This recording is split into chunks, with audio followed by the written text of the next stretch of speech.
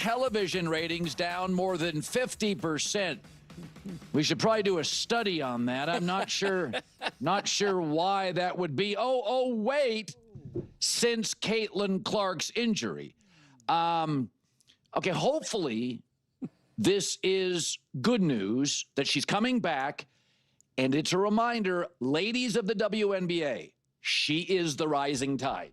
This is not fever games just down. This is league ratings since she got hurt, down 55%. So she is essentially the sun at the beach. If she's not out, nobody else is. And by the way, there are great young players. Paige Becker's dropped like 35. She was banged up. She's back. Asia Wilson. It's not a lack of talent. Popularity and production are hard to measure. Remember how popular John Daly was on the tour? Smoking and 16 Diet Cokes a day. He was wildly more popular than every golfer not named Tiger Woods. Allen Iverson got to 1 finals. He was wildly popular. He had cultural significance. I'm not here to tell you why. And Caitlin Clark, like Iverson's a great player, but she equals ratings, revenue, and relevance. And those 3 things, the WNBA is dying for. So pro sports, I mean, even our business is an attention economy. And some people just get attention. And everybody's trying to grab their slice of equity or space. So be nice, WNBA players, to the lady that currently has her leg up, because she's giving the league a leg up. 55%. I mean, you know what that is? That's Jordan leaving the NBA. That's what it is. Jordan left the NBA. They lost 50% of their numbers. I mean, when Tiger left golf, the Masters and the U.S. Open were still popular. This is different. This is kind of unprecedented territory. And again, you don't have to be the best player to be the most popular. I've said this before. I got nothing against Taylor Swift. Very pleasant, seems adorable, talented. I'm not disputing it. But her music doesn't move me. But I mean, I'm watching the guy that won the Oscar last year. I think he won like his 2nd Oscar in acting. He doesn't move me, right? Like, well, whatever moves you, I can't explain. Generally, there is production behind popularity to some degree. And Caitlin's great. But, like, it's time to get over the angst. Like, she's changed the league. She doesn't show up. It's like the sun going behind a cloud at the beach. It's not the same environment. You just got to come to terms with it. By the way, I saw this little... Okay. First off, his name is Adrian Brody, so, you know. Anyway, this is what I'm saying. This is what I've been trying to argue with everyone. That she is bigger than Michael Jordan. She's more important to the NBA, to the WNBA, than Michael Jordan was to the NBA. And we can even just see the measure. 55% to 50%. Not to mention, there was someone else coming down the pipe that would have been able to take over for an MJ, Kobe, Shaq, etc. There is no others. It is just Caitlin Clark, and only Caitlin Clark. That is the reality of this situation. And so that's what drives me so crazy. How crazy these other women can be when they fail to understand the massive lottery that these girls have won because they're playing at the same time as Caitlin Clark. That the fact that they can't just respect that, appreciate that, and have nothing but gratitude for it. And how they want to twist it and make it into something differently. Because again, if it was all about just how, you know, she physically looks like, again, you got lots of Cameron Brink, Haley, you got Paige Beckers. Like, there's plenty of other people out there that they could be choosing. Probably people who find those women way more physically, appealing, we'll say. All right? And yet, popularity, non-existent compared to Caitlin Clark. And that's why even comparing her to Allen Iverson or this, you say Allen Iverson got to 1 finals. The dude had the worst teams. He literally he had like 1 Hall of Famer for like 1 season. Otherwise, he was playing with a bunch of no ones. You know, like that's why he kind of failed to have the true levels of success. And he had his own, other basketball issues, but That'll be a video for another time. But, like, you know, let's be a little bit more honest about Allen Iverson. But what she does is she's not only wildly popular, because you can talk about the one guy drinking all the Diet Cokes and whatnot, is that she is elite.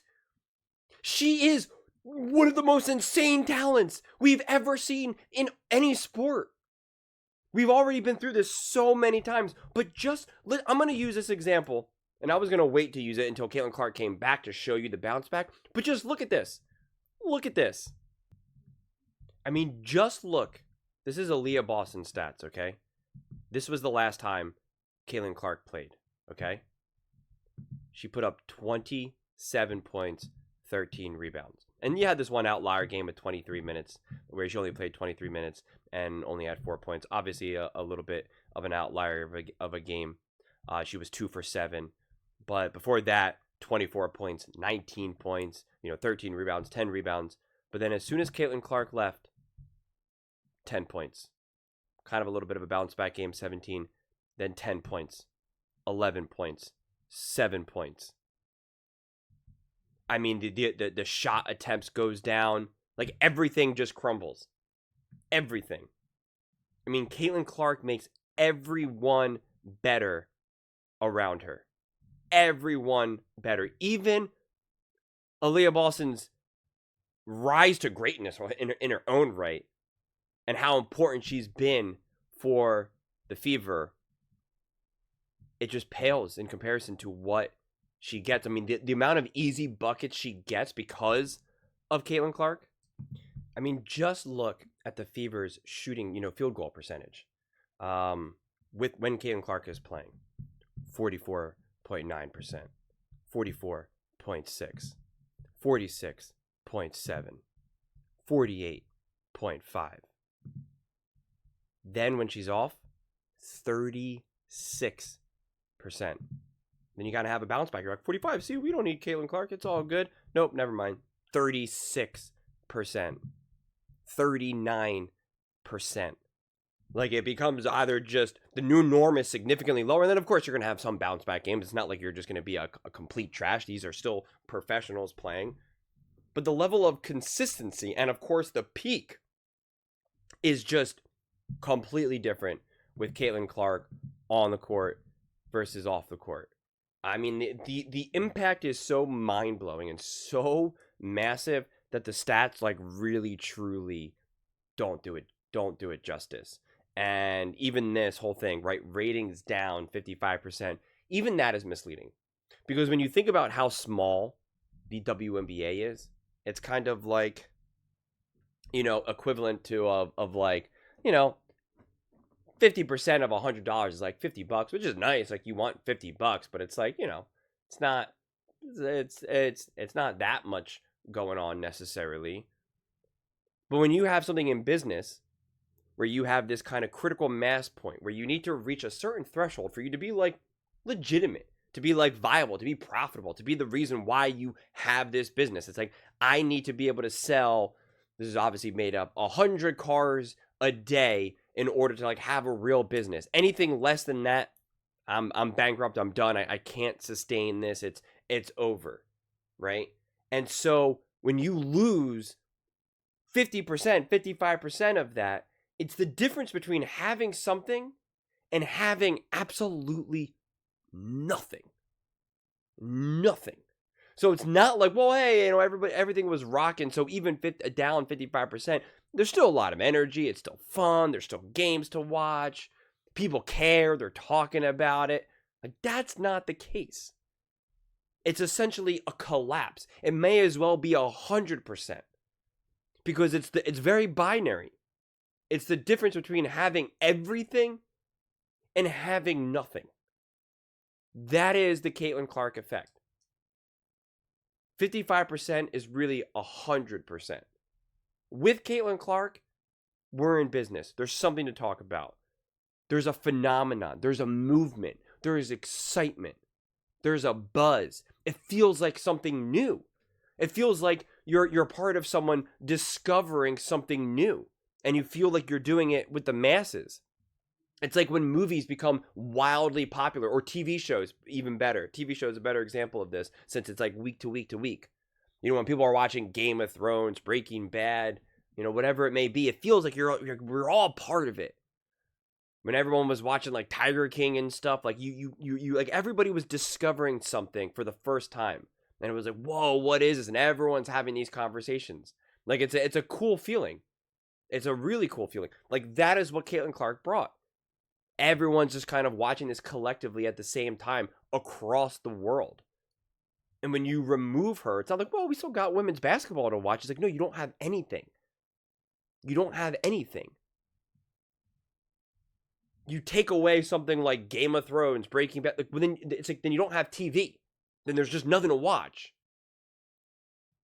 Like that's what it becomes. It's like, well, I don't know. The only thing on TV is Game of Thrones. And so when that's not on, I got nothing else to do. Like that's the type of level that we're looking at here. It's not like, well, I will go to the movies. What's playing? It's, I will only go to the movies to watch this. And then people will push back and say, well, this just shows you the fans. And it's like, this is the beginning stages of the WNBA. Because the WNBA essentially did not exist prior to Caitlin Clark. Nobody was watching. I don't care that 5 fans were watching. Again, congratulations for being one of those 5 fans. That's awesome. I commend you for watching boring basketball. But right now, this is the beginning. This is the beginning. And so this is what it takes. A mega superstar. And over time, whether Caitlin Clark is playing or not, the ratings can continue to go up, up, up, up, up. And as Colin already highlighted, the ratings for other games are going down. For non-Caitlin Clark games. So it's not just about like Caitlin Clark obviously brings eyes to other teams as well, but there's just less interest. And you can try to fake all the ways that you think this is happening and why you think this is happening, and you can pretend and you can go have yourself live in a world that does not exist all you want. It doesn't make it true. And just because you find other people on the internet that agree with you, it's like, enjoy it. Enjoy that echo chamber. But it just gets you further and further from the truth. Further and further from the reality. And the reality is that Caitlin Clark in WNBA and women's sports is absolute king. Absolute king. And she's bringing endless amounts of women. So if you care about women, if you care about women's sports, if you care about equality, diversity, inclusion, all this type of stuff, then you should be praising Caitlin Clark. Praising her. But those are just my thoughts. I'd absolutely love to hear yours. What do you guys all think about the WNBA's epic collapse? 55%, that's insane, since Caitlin Clark's injury. Let me know in the comments below. I read every single comment. It's whether you agree with me or disagree with me. Either way, let's get in some discussions. Let's get in some fights. But ultimately, let's just have some fun. And please do consider subscribing. We are building an amazing community here, and I absolutely love to see you part of it. I want to build something that we all genuinely feel connected to. Something that we're really excited to be part of. I think we're well on our way to doing it. And please don't forget to give this video a thumbs up, as it really does help the visibility and the algorithm. Thank you so much. See you next time.